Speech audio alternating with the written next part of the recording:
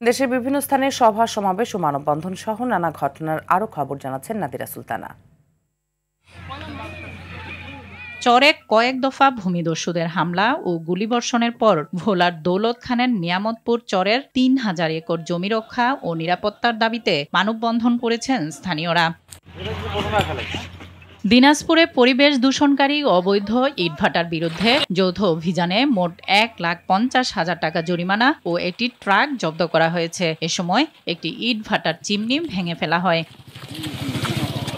ময়মনসিংহের ভালুকায় সুশীল সমাজের সঙ্গে নবাগত উপজেলা নির্বাহী কর্মকর্তা মোহাম্মদ ফিরোজ হোসেনের পরিচিতি ও মতবিনিময় সভা অনুষ্ঠিত হয়েছে। নোয়াখালীর বিচ্ছিন্ন দ্বীপ উপজেলা হাতিয়ার জাগলার চরের মেঘনা নদীতে অভিযান চালিয়েছে কোস্টগার্ড। এ সময় একটি বোট থেকে ৫,৬০০ কেজি জাটকা জব্দ করা হয়। এই ঘটনায় আটক কয়েকজন মাঝি মাল্লার কাছ থেকে মুসলেকা নিয়ে তাদের ছেড়ে দেয়া হয়।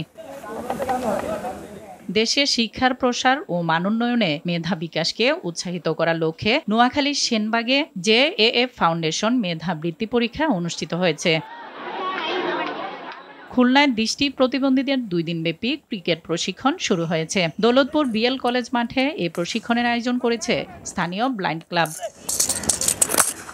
নাদিরা সুলতানা, RTV।